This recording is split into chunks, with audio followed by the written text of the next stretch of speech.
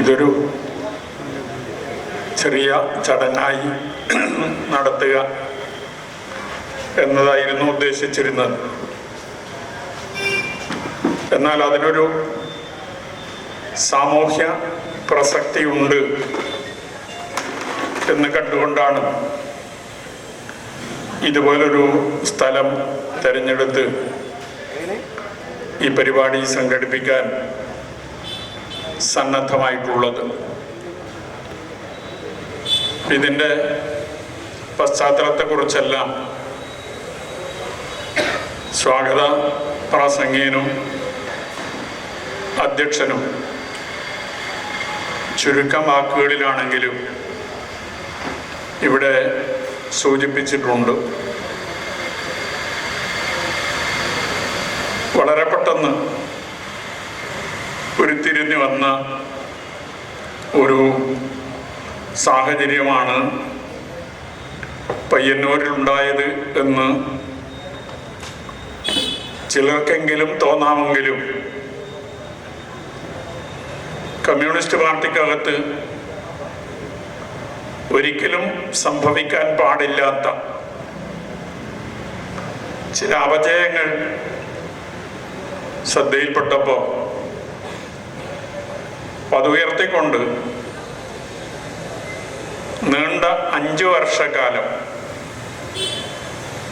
ഒരേ വിഷയം ഉന്നയിച്ച് പാർട്ടിക്കകത്ത് അതിശക്തമായ പോരാട്ടം സംഘടിപ്പിച്ച് ആ പോരാട്ടം കൊണ്ട് ഫലമുണ്ടായില്ല എന്ന് വന്നപ്പോഴാണ് ആ കാര്യങ്ങൾ പൊതുജനങ്ങളുടെ മുമ്പിൽ തുറന്നു പറയാൻ നിർബന്ധിക്കപ്പെട്ടത്. അതിൻ്റെ കാര്യങ്ങളെല്ലാം നേരത്തെ വ്യക്തമാക്കിയിട്ടുള്ളതാണ്.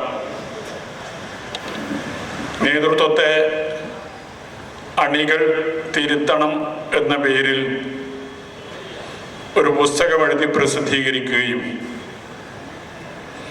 അതിൻ്റെ പ്രകാശനവുമായി ബന്ധപ്പെട്ടുകൊണ്ട് ഒരഭിമുഖം ഒരു ചാനലിന് നൽകുകയും ആ അഭിമുഖം സംപ്രേഷണം ചെയ്യുന്നതോടുകൂടിയാണ് എന്നെ പാർട്ടിയിൽ നിന്ന് പുറത്താക്കുന്നത്. ഞാൻ സ്വയം പാർട്ടി വിട്ട് വന്നതല്ല, എന്നെ പാർട്ടി പുറത്താക്കിയതാണ്. തുറന്നു പറയാൻ ഇടയായത് എന്തുകൊണ്ട് എന്നതിനെ സംബന്ധിച്ച് ഞാൻ സൂചിപ്പിച്ചതാണ്. കമ്മ്യൂണിസ്റ്റ് പാർട്ടിക്കകത്ത് ഉൾപാർട്ടി ജനാധിപത്യത്തിൻ്റെ ഭാഗമായി ഒരു പ്രശ്നം ഉയർത്തിക്കൊണ്ട് വന്നാൽ അതിന് കമ്മ്യൂണിസ്റ്റ് മൂല്യങ്ങളുടെയും സംഘടനാ തത്വങ്ങളുടെയും അടിസ്ഥാനത്തിൽ പരിഹാരം കാണുക എന്നതാണ് സാധാരണ നിലയിൽ പാർട്ടിയുടെ ഭാഗത്ത് നിന്നുണ്ടാകേണ്ടത്. അതുണ്ടായില്ല എന്നതുകൊണ്ടാണ്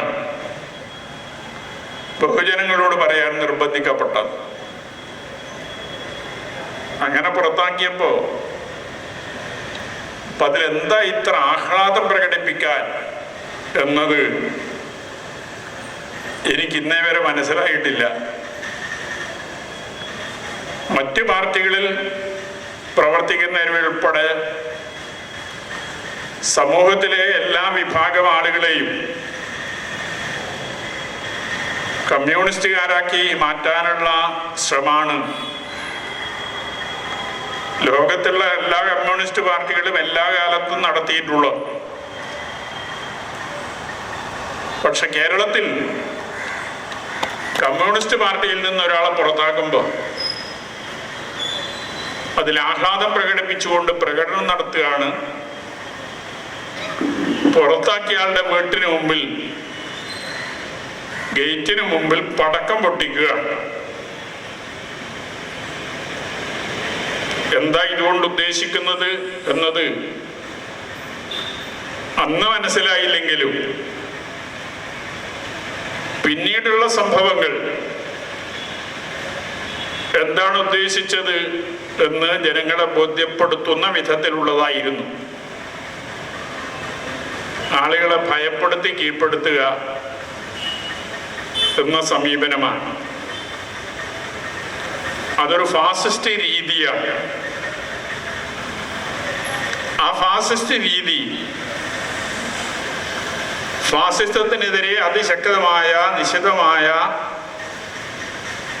പ്രവർത്തനങ്ങൾ സംഘടിപ്പിക്കുന്ന, പോരാട്ടം നയിക്കുന്ന കമ്മ്യൂണിസ്റ്റ് പാർട്ടി തന്നെ സ്വീകരിക്കുക എന്നതും നമുക്ക് പയ്യന്നൂരിൽ കാണാൻ സാധിക്കുകയാണ്. ഇതിനിടയിലാണല്ലോ തെരഞ്ഞെടുപ്പ് വന്നത്. നേരത്തെ ഇവിടെ സൂചിപ്പിച്ചതുപോലെ തെരഞ്ഞെടുപ്പിൽ സ്ഥാനാർത്ഥിയാകാനോ ഒന്നുമുള്ള ഒരാലോചനയും എൻ്റെയോ എൻ്റെ കുടുംബത്തിൻ്റെയോ ഭാഗത്ത് നിന്നുണ്ടായിരുന്നില്ല. പക്ഷെ ഞാൻ 5 വർഷം എന്തിനു വേണ്ടിയാണോ ആ പാർട്ടിക്കകത്ത് പോരാട്ടം നടത്തിയത്, അതുമായി ബന്ധപ്പെട്ടുകൊണ്ട്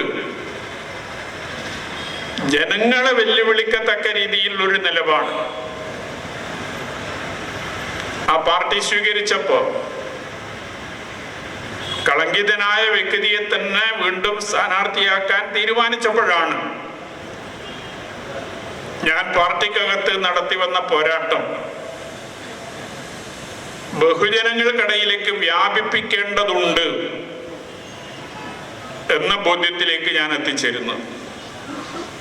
അങ്ങനെയാണ് സ്ഥാനാർത്ഥി ആകുന്നത്. അപ്പൊ പാർട്ടിയിൽ നിന്ന് പുറത്താക്കിയത് മുതൽ ആരംഭിച്ച ഈ അക്രമങ്ങൾ എന്റെ സ്ഥാനാർത്ഥിത്വത്തോടുകൂടി കൂടുതൽ വ്യാപകമാകുന്ന, ശക്തിപ്പെടുത്തുന്ന ഒരു കാഴ്ചയാണ് പയ്യന്നൂരിൽ നമുക്ക് കാണാൻ സാധിച്ചത്. ചിലര് പയ്യന്നൂരിൽ സംഘർഷാന്തരീക്ഷം എന്നൊക്കെ വിശേഷിപ്പിക്കുന്നുണ്ട്. ഒരു സംഘർഷാന്തരീക്ഷവുമല്ല പയ്യന്നൂരിൽ ഉണ്ടായത്, ഏകപക്ഷീയമായ കടന്നാക്രമണമാണ്. സംഘർഷം ഉണ്ടാകണമെങ്കിൽ ഇരുവിഭാഗം ഉണ്ടാകണം. ഇവിടെ ഇരുവിഭാഗം എന്ന് പറയുന്ന മറ്റൊരു വിഭാഗത്തിന്റെ ഭാഗത്ത് നിന്ന് ഒരു തരത്തിലുള്ള അക്രമ പ്രവർത്തനങ്ങളും ഈ പയ്യന്നൂരിൽ ഉണ്ടായിരുന്നില്ല എന്നത് ഈ പയ്യന്നൂരിലെ രാഷ്ട്രീയത്തെ, ഈ പയ്യന്നൂരിലെ തെരഞ്ഞെടുപ്പിനെ നോക്കിക്കാണുന്ന എല്ലാവർക്കും ബോധ്യമുള്ളൊരു കാര്യമാണ്. ഏകപക്ഷീയമായ കടന്നാക്രമണമാണ്. തെരഞ്ഞെടുപ്പ് കാലത്ത് പലപ്പോഴും ചെറിയ ചെറിയ സംഘർഷങ്ങളൊക്കെ ഉണ്ടാകാറുണ്ട്. പക്ഷെ ഒരു വിഭാഗം എഴുതിയ ചുമര്, അത് എഴുതി അതിന്റെ മഷി ഉണങ്ങുന്നതിന് മുമ്പ് അത് മായ്ച്ച് മറ്റൊരു കക്ഷിയുടെ ചുമരെഴുത്താക്കി അതിനെ മാറ്റുന്ന ഒരു നില ഈ പയ്യന്നൂരിലെ തെരഞ്ഞെടുപ്പ് ചരിത്രത്തിൽ ഇതിനു മുമ്പ് കാണാൻ സാധിക്കാത്തതാണ്. അതുപോലും ഈ പയ്യന്നൂരിൽ ഉണ്ടായി. ബോർഡ് നശിപ്പിക്കുക, പോസ്റ്റർ നശിപ്പിക്കുക, ചുമരെഴുതിയ മതിൽ പൊളിച്ചു മാറ്റുക, വസ്തുവകകൾ നശിപ്പിക്കുക, വീട് തകർക്കുക, കാറ് കത്തിക്കുക, ഇതുപോലുള്ള എത്രയോ സംഭവങ്ങൾ ഈ പയ്യന്നൂരും പരിസരത്ത് മാത്രമല്ല, പയ്യന്നൂര് മണ്ഡലത്തിന്റെ ഭാഗമാണ് എങ്കിൽ പോലും എരമംകുറ്റൂർ പഞ്ചായത്തിൽ പേരൂർ സൗത്ത് പ്രദേശത്ത്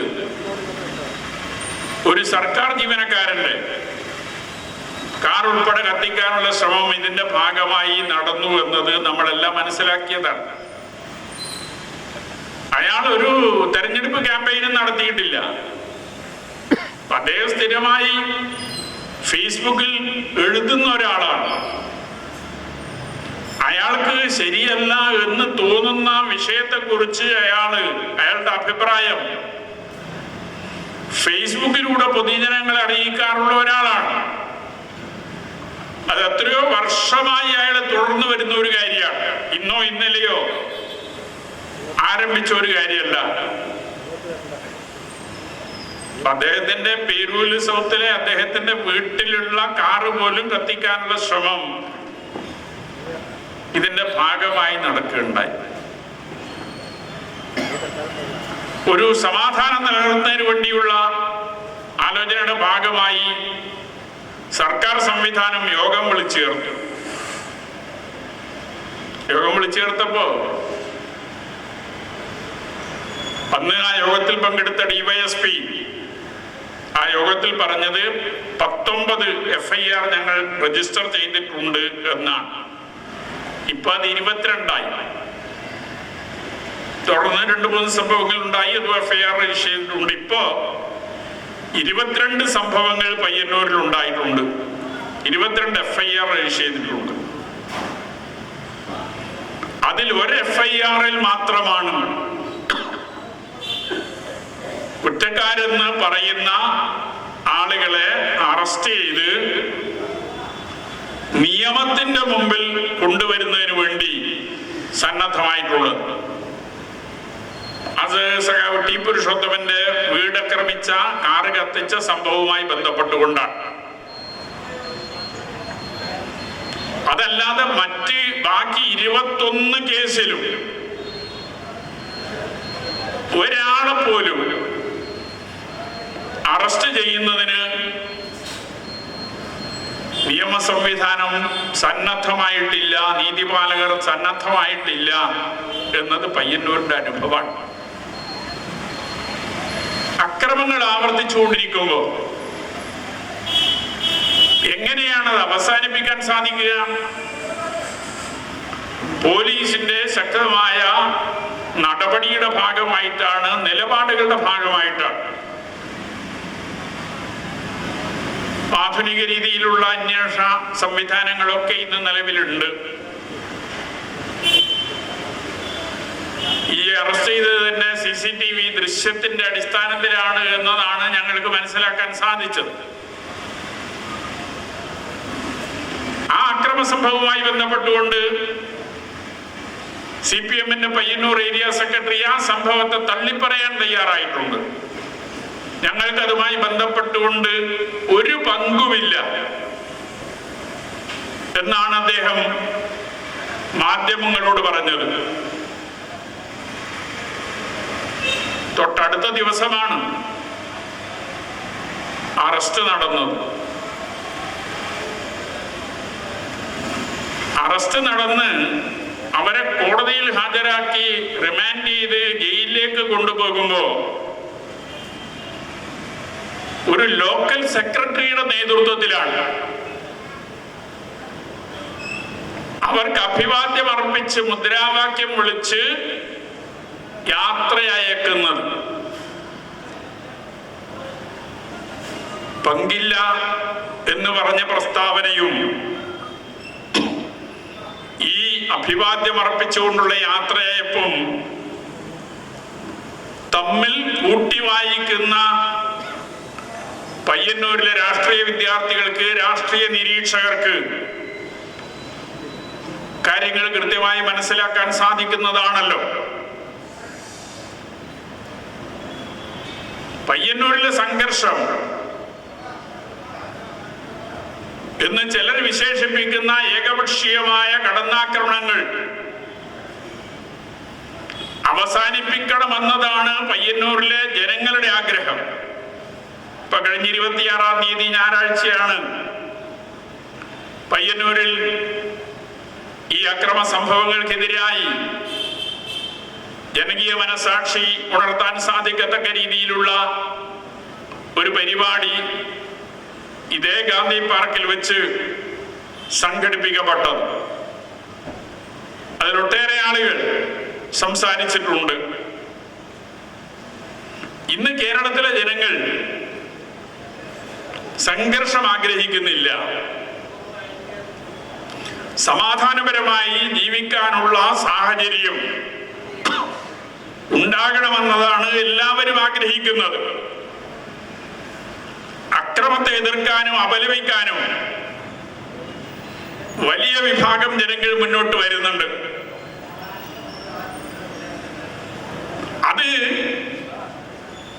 പ്രായോഗികമായി നടപ്പാക്കാൻ സാധിക്കണമെങ്കിൽ പോലീസിന്റെ സമയോചിതമായ ഇടപെടൽ കൂടി അത്യാവശ്യമാണ്.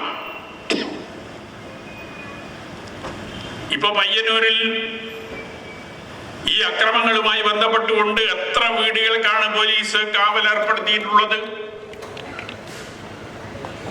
എന്റെ വീടിന് മുമ്പിൽ കഴിഞ്ഞ ജനുവരി മാസം 26-ാം തീയതി മുതൽ പോലീസ് കാവലുണ്ട്.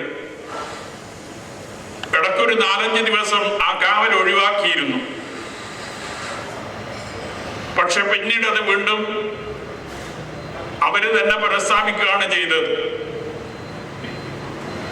പോലീസ് ഇന്റലിജൻസ് വിഭാഗത്തിന്റെ റിപ്പോർട്ടിന്റെ അടിസ്ഥാനത്തിലാണ് പാനലിയിലുള്ള കാവൽ എന്നതാണ്.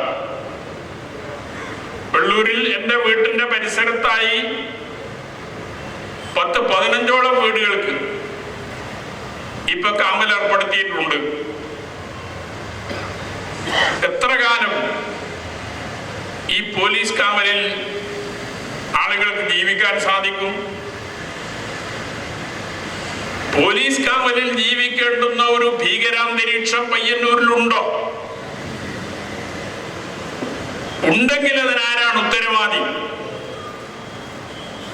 ഇപ്പൊ ഞാൻ മനസ്സിലാക്കുന്നത് എനിക്ക് വധഭീഷണി ഉണ്ട് എന്നാണ്.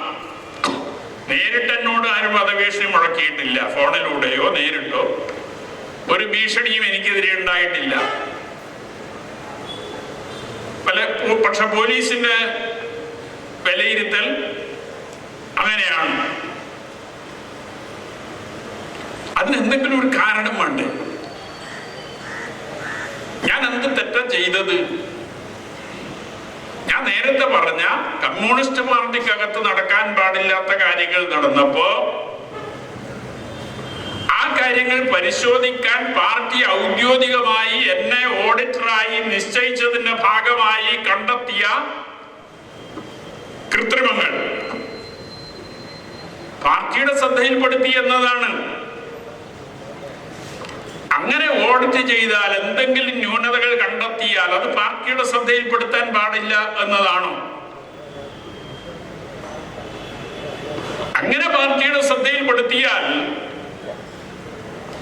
പാർട്ടി അതിന്റെ മേലെ നടപടിയെടുക്കുന്നില്ല എങ്കിൽ അത് അംഗീകരിച്ചു പോകണം എന്നാണോ? അങ്ങനെ എല്ലാവർക്കും സാധിച്ചു എന്ന് വരില്ല. അതുകൊണ്ട് ഈ വധഭീഷണി ഉൾപ്പെടെ എന്റെ നേരെ ഉയർത്തിക്കൊണ്ടുവരാൻ മാസങ്ങളോളം പോലീസ് കാവലിൽ കഴിയാൻ എന്ത് സാഹചര്യമാ പയ്യന്നൂരിൽ ഉണ്ടായിട്ടുള്ളത്? CPM നേതൃത്വം വിശദീകരിക്കേണ്ടതാണ്. നിങ്ങൾ വിചാരിച്ചാൽ ഒരു നിമിഷ നേരം കൊണ്ട് ഒരു സ്വിച്ചിട്ടാൽ അവസാനിപ്പിക്കാൻ സാധിക്കുന്ന രീതിയിൽ ഈ പയ്യന്നൂരിലെ അക്രമ സംഭവങ്ങൾ അവസാനിപ്പിക്കാൻ സാധിക്കും. സമാധാന അന്തരീക്ഷം നിലനിർത്താൻ കഴിയും. ഇവിടെ പയ്യന്നൂരിൽ വിളിച്ചു ചേർത്ത സമാധാന യോഗത്തിൽ CPM-ന്റെ പ്രതിനിധി ഞങ്ങളുടെ ഭാഗത്ത് നിന്ന് ഇനി അക്രമ സംഭവങ്ങൾ ഉണ്ടാകില്ല എന്ന് പറയുകയുണ്ടായി. അതിനുശേഷം കാര്യമായ രീതിയിലുള്ള സംഭവങ്ങളൊന്നും ഉണ്ടായിട്ടില്ല. ഒറ്റപ്പെട്ട ചിലതുണ്ടായെന്ന് മാത്രമേ ഉള്ളൂ. അപ്പൊ അവര് വിചാരിച്ചാൽ ഇത് അവസാനിപ്പിക്കാൻ സാധിക്കുമെന്ന് തന്നെയാണ് ആ യോഗത്തിന് ശേഷമുണ്ടായ പയ്യന്നൂരിലെ സാഹചര്യങ്ങൾ നമ്മളെ ബോധ്യപ്പെടുത്തുന്നത്. അപ്പൊ ഈ ഒരു അക്രമ സംഭവങ്ങൾ വ്യാപിപ്പിക്കുന്നത്, ശക്തിപ്പെടുത്തുന്നത് പയ്യന്നൂരിന് ഗുണകരമാണോ? പയ്യന്നൂരിലെ പൗരസമൂഹം അതിനെ ഏത് നിലയിലാണ് നോക്കിക്കാണുന്നത് എന്നത് അവർ പരിശോധിക്കാൻ സന്നദ്ധമാകും എന്ന് തന്നെയാണ് ഞാൻ പ്രതീക്ഷിക്കുന്നത്. സന്നദ്ധമാകണം എന്ന് 10-50 വർഷക്കാലം ആ പാർട്ടിയിൽ പ്രവർത്തിച്ച ഒരു വ്യക്തി എന്ന രീതിയിൽ അവരോട് ഞാൻ അഭ്യർത്ഥിക്കുക. ഈ സംഘർഷം, ഈ അക്രമം അവസാനിപ്പിക്കണം. സംഘർഷം എന്ന് വന്നു പോകുന്നത് കാരണം പലരും പറഞ്ഞു അങ്ങനെ ഉള്ള ഒരവസ്ഥയിലേക്ക് മാറുക. അതുകൊണ്ട് ഇത് അവസാനിപ്പിക്കാൻ കഴിയണം. എന്നോട് ചിലരെല്ലാം ചോദിച്ചിട്ടുണ്ട്, ഈ തെരഞ്ഞെടുപ്പിൽ നിങ്ങൾക്ക് ജയിക്കാൻ സാധിക്കുമോ? വെറുതെ ഒരു പ്രശ്നം പയ്യന്നൂരിൽ ഉണ്ടാക്കാനല്ലേ നിങ്ങൾ മത്സരിച്ചത്? ഒരു തെരഞ്ഞെടുപ്പ് വരുമ്പോ വിവിധ കക്ഷികൾ മത്സരിക്കുമല്ലോ, അതാണല്ലോ ജനാധിപത്യം. അത് എക്സോർ വൈ ആരുമാകട്ടെ, അതിൽ ഞാൻ മത്സരിച്ചാൽ എന്താണ് സംഭവിക്കാൻ പോകുന്നത്? LDF-നെതിരെ UDF ആണ് സ്ഥാനാർത്ഥിയെ നിർത്തിയെങ്കിൽ എന്താണ് സംഭവിക്കാൻ പോകുന്നത്? ഇവിടെ ഞാൻ മത്സരിക്കാൻ തീരുമാനിച്ചപ്പോ തന്നെ പറഞ്ഞൊരു കാര്യമുണ്ട്. ഇപ്പൊ പലരും ചോദിക്കുന്നുണ്ട്, ജയിക്കുമോ, എത്ര വോട്ടിന് ജയിക്കും എന്നൊക്കെ ചോദിക്കുന്ന ആളുകളുണ്ട്. UDF-മായുള്ള ബന്ധത്തെ കുറിച്ച് പലരും വിമർശനം ഉന്നയിക്കുന്നുണ്ട്. ഞാൻ സ്ഥാനാർത്ഥിത്വം തുടക്കത്തിൽ പ്രഖ്യാപിച്ചതാണ്. പിന്നീട് എത്രയോ നാളുകൾക്ക് ശേഷമാണ് UDF പയ്യന്നൂരിൽ എന്നെ പിന്തുണക്കാൻ തീരുമാനമെടുക്കുന്നത്.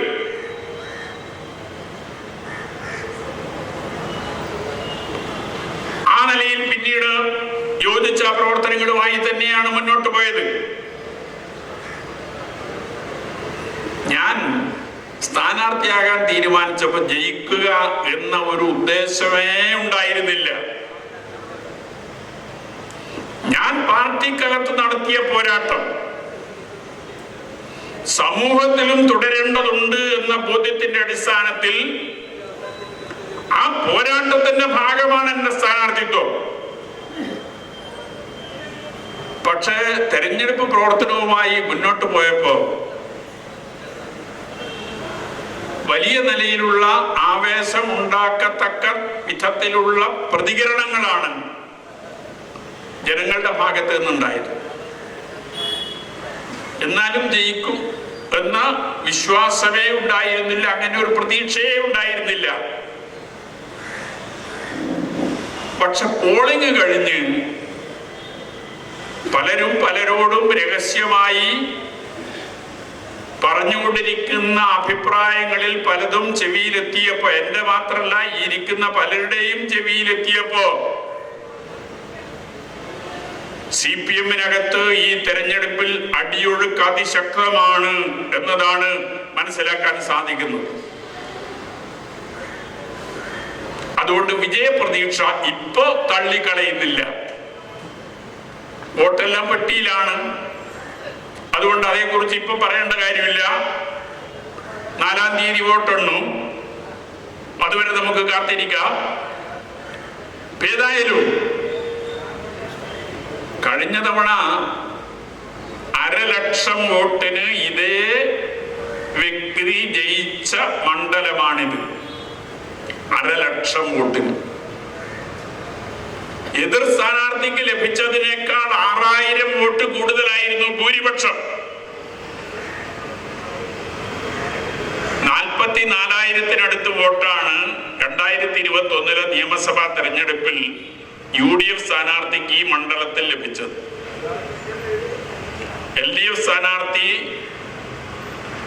ജയിച്ചത് 50,000 വോട്ടിനടുത്ത് ഭൂരിപക്ഷത്തിനാണ്. അത്രയും വലിയ ഭൂരിപക്ഷം ലഭിച്ച ഈ മണ്ഡലത്തിൽ ആ ഭൂരിപക്ഷത്തിൽ ഒരു 10,000 വോട്ട് അല്ലെങ്കിൽ ഒരു 20,000 വോട്ട് കുറഞ്ഞാൽ തന്നെ അത് ആ സ്ഥാനാർത്ഥിയുടെ ഒരു പരാജയമായി നമുക്ക് കണക്കാക്കാൻ സാധിക്കുന്നതാണ്. അതുകൊണ്ട് വിജയമോ പരാജയമോ എന്നതേ അല്ല വിഷയം. പലരും ഈ ഇടവേളയിൽ ഇത്തരം ചോദ്യങ്ങൾ ഉന്നയിക്കുന്നു എന്നതുകൊണ്ട് കൂടിയാണ് അതേക്കുറിച്ചുൾപ്പെടെ അഭിപ്രായം പ്രകടിപ്പിക്കണം എന്ന് തോന്നിയത്. ഏതായാലും ഇപ്പോ വിജയപ്രതീക്ഷയിൽ തന്നെയാണ്. ആ വിജയപ്രതീക്ഷ കൈവിടുന്നില്ല. എണ്ണിക്കഴിയുമ്പോൾ നമുക്ക് ചിത്രം വ്യക്തമാകും എന്നതാണ് അതേക്കുറിച്ച് സൂചിപ്പിക്കാനുള്ളത്. അങ്ങനെ എങ്ങാൻ സംഭവിച്ചു പോയാൽ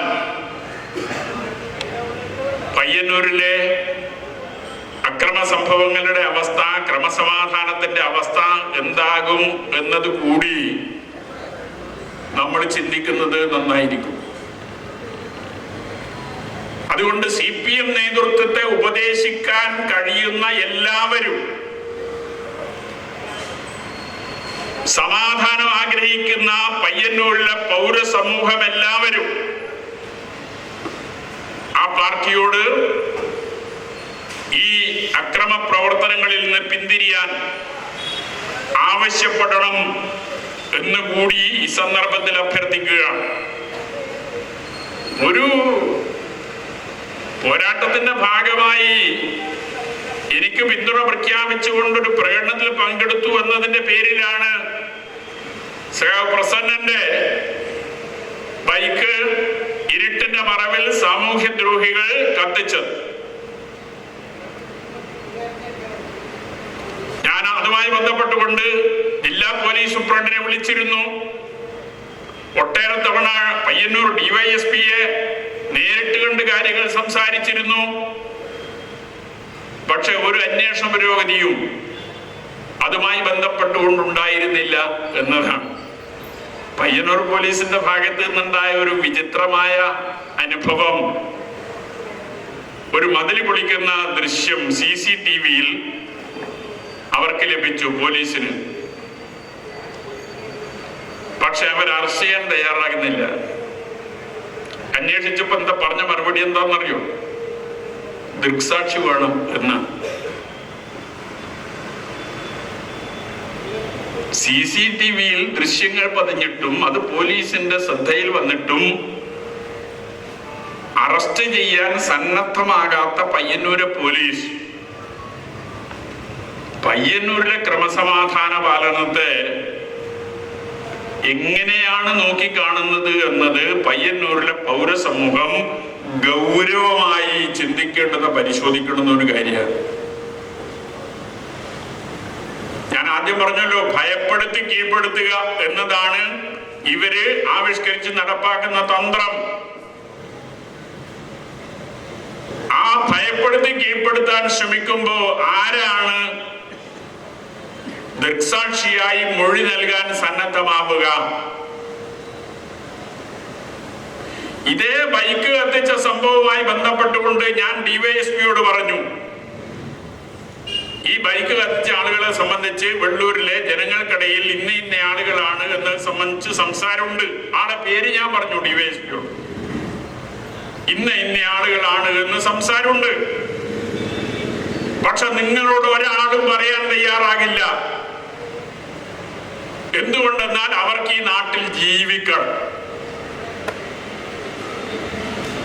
ഇത് ഈ ബൈക്ക് കത്തിച്ച സംഭവവുമായി ബന്ധപ്പെട്ടുകൊണ്ട് ഞാൻ DYSPയോട് നേരിട്ട് സംസാരിച്ച കാര്യമാണ്.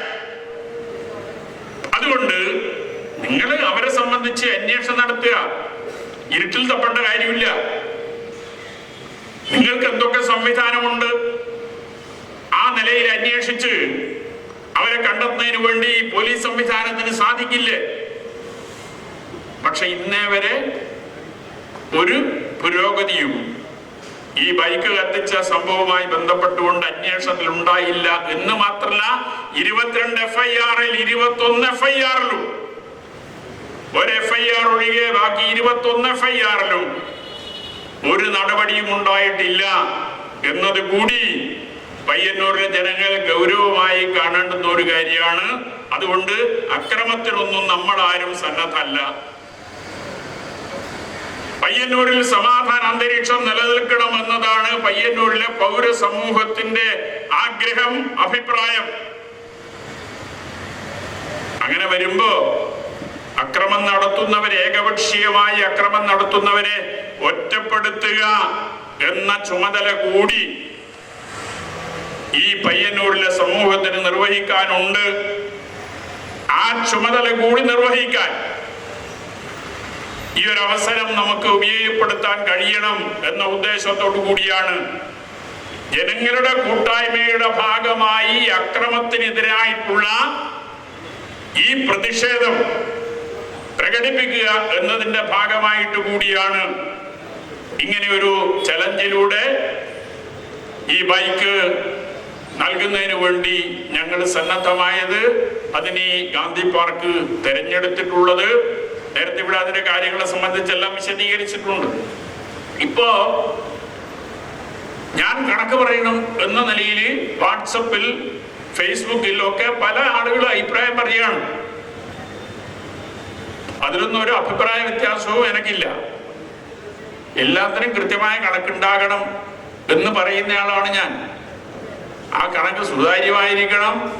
ജനങ്ങളെ ബോധ്യപ്പെടുത്താനുള്ള ബാധ്യത എല്ലാ സംഘടനകൾക്കും ഉള്ളതാണ്. പക്ഷെ ഈ ചോദ്യം ചോദിക്കുന്ന ആള്, ആദ്യം ചോദ്യം ഉന്നയിച്ചയാൾ ഞാനാണല്ലോ. ചോദ്യം ആദ്യം ഉന്നയിച്ചയാൾ ഞാനാണല്ലോ. ആ ചോദ്യത്തിന് മറുപടി പറഞ്ഞിട്ട് വേണ്ട എന്നോട് ചോദ്യം ചോദിക്കാൻ? 3 കണക്ക് സംബന്ധിച്ച് ഞാൻ പരസ്യപ്പെടുത്തിയില്ലേ? 3 കണക്കിനെ കുറിച്ച് പരസ്യപ്പെടുത്തിയില്ലേ? അതിലേതെങ്കിലും ഒരു കണക്കിനെ കുറിച്ച് ഞാൻ ഉന്നയിച്ച വിഷയത്തിൽ മറുപടി പറയാൻ ഇന്നേ വരെ സന്നദ്ധായോ? അതുകൊണ്ട് ആദ്യം അതിന് സന്നദ്ധാക്, എന്നിട്ട് എന്നോട് ചോദ്യങ്ങൾ ചോദിക്ക്. ആ ചോദ്യത്തിന് കൃത്യമായ വിശദീകരണം നൽകാൻ ഞാൻ, എൻ്റെ കൂടെ നിൽക്കുന്നവർ സന്നദ്ധമാകുമെന്ന കാര്യത്തിൽ ഒരു തർക്കവും ആർക്കും വേണ്ട. അതുകൊണ്ട് ഈ വെറുതെ നവമാധ്യമങ്ങളിൽ ഇങ്ങനെ കുറെ പോരാളികളെ ഇറക്കി വിട്ടുകൊണ്ട് പ്രശ്നങ്ങൾ ഉണ്ടാക്കുന്നവരുണ്ടല്ലോ. പറഞ്ഞു എവിടെ എത്തിയത്? എന്താ പയ്യന്നൂരിന്റെ ജനകീയനായ മുൻ MLA, 10 വർഷക്കാലം പയ്യന്നൂർ MLA ആയി പ്രവർത്തിച്ച, പാർട്ടി ജില്ലാ സെക്രട്ടേറിയറ്റ് അംഗമായി പ്രവർത്തിച്ച, പയ്യന്നൂരിലെ പ്രമുഖ ട്രേഡ് യൂണിയൻ നേതാവായി ഇപ്പോഴും പ്രവർത്തിക്കുന്ന, കണ്ണൂർ ജില്ലയിലെ പ്രമുഖ ട്രേഡ് യൂണിയൻ നേതാവായി ഇപ്പോഴും പ്രവർത്തിച്ചു കൊണ്ടിരിക്കുന്ന CPM നേതാവിനെ കുറിച്ച് നവമാധ്യമങ്ങളിൽ പ്രചരിപ്പിച്ച കാര്യങ്ങൾ എന്തൊക്കെയാ? അയാൾ പാർട്ടിയിൽ നിന്ന് പുറത്തൊന്നും പോയില്ലല്ലോ. പാർട്ടിക്കെതിരെ പരസ്യമായി ഒരു അക്ഷരം അയാള് മിണ്ടിയിട്ടില്ലല്ലോ. അയാളെ കുറിച്ച് എന്തൊക്കെയാ പറഞ്ഞത് നവമാധ്യമങ്ങളിലൂടെ? പാർട്ടിയുടെ മുൻ ഏരിയ കമ്മിറ്റി മെമ്പറും കരിവള്ളൂർ പെരളം ഗ്രാമപഞ്ചായത്തിന്റെ പ്രസിഡന്റുമായിരുന്ന ആളെ കുറിച്ച് എന്തൊക്കെയാ ഈ നവമാധ്യമങ്ങളിലൂടെ പ്രചരിപ്പിച്ചുകൊണ്ടിരിക്കുന്ന? അയാൾ ഇന്നും കമ്മ്യൂണിസ്റ്റ് പാർട്ടിയുടെ നേതാവല്ലേ? എതിരാളികൾ ആരെങ്കിലുമാണോ അയാളെ അവഹേളിക്കുന്നതിന് വേണ്ടി ഇത്തരം കുറിപ്പുകൾ നവമാധ്യമങ്ങളിലൂടെ പ്രചരിപ്പിച്ചത്? ആരാ പ്രചരിപ്പിക്കുന്നത്? എവിടെ എത്തി ഈ പാർട്ടി? ഗൗരവമായി ആലോചിക്കുന്നില്ലെങ്കിൽ ഭസ്മാസുരന് വരം കൊടുത്ത പോലെയാകും. ഭസ്മാസുരന് വരം കൊടുത്തതുപോലെ ആ പാർട്ടിയെ തന്നെ തകർക്കുന്ന രീതിയിലേക്ക് ഈ കാര്യങ്ങൾ വന്നു ചേരും എന്നതിൽ ഒരു തർക്കവുമില്ല. ആ നിലയിലേക്കാണ് ഈ സൈബർ പോരാളികൾ എന്ന് വിളിക്കപ്പെടുന്ന ആളുകൾ ഇപ്പൊ മുന്നോട്ട് പോയിക്കൊണ്ടിരിക്കുന്നത്. അതിന്റെ മറ്റ് വിശദാംശങ്ങളിലേക്കൊന്നും ഞാൻ കടക്കുന്നില്ല. അതുകൊണ്ട് ഈ പയ്യന്നൂരിൽ സമാധാന അന്തരീക്ഷം ഉണ്ടാകണം, നിലനിൽക്കണം. അതിന് വിഘാതം സൃഷ്ടിക്കുന്ന, അതിന് തകർക്കാൻ ശ്രമിക്കുന്ന ശക്തികൾ ആരായാലും അവരെ ജനങ്ങളെ അണിനിരത്തിക്കൊണ്ട് പ്രതിരോധിക്കാൻ നമുക്ക് കഴിയണം. നീതിപാലകർ പയ്യന്നൂരിലെയും കണ്ണൂരിലെയും ലോ ആൻഡ് ഓർഡർ സംരക്ഷിക്കേണ്ടുന്ന പോലീസ് സംവിധാനം ശക്തമായ നടപടി സ്വീകരിക്കണം. അഴകുഴമ്പൻ നിലപാട് സ്വീകരിച്ചാൽ ഒരിക്കൽ പോലും നിങ്ങൾക്ക് ഇത് അവസാനിപ്പിക്കാൻ കഴിയില്ല. അവസാനം പിടിച്ചാൽ കിട്ടാത്ത അവസ്ഥയിലേക്ക് ഈ പയ്യന്നൂരിലെ സാഹചര്യം മാറും. അതുകൊണ്ട് അത്തരം ആലോചനകൾ ഉത്തരവാദപ്പെട്ട സർക്കാർ ഭരണ സംവിധാനത്തിന്റെ ഭാഗത്ത് നിന്ന് ഉൾപ്പെടെ ഉണ്ടാകണം എന്ന് കൂടി അഭ്യർത്ഥിച്ചുകൊണ്ട് ഈ ചടങ്ങിൽ പങ്കെടുത്ത മുഴുവൻ ആളുകളെയും അഭിവാദ്യം ചെയ്തുകൊണ്ട് ഞാൻ എൻ്റെ വാക്കുകൾ അവസാനിപ്പിക്കുകയാണ്. നിങ്ങൾക്ക് അഭിവാദ്യങ്ങൾ.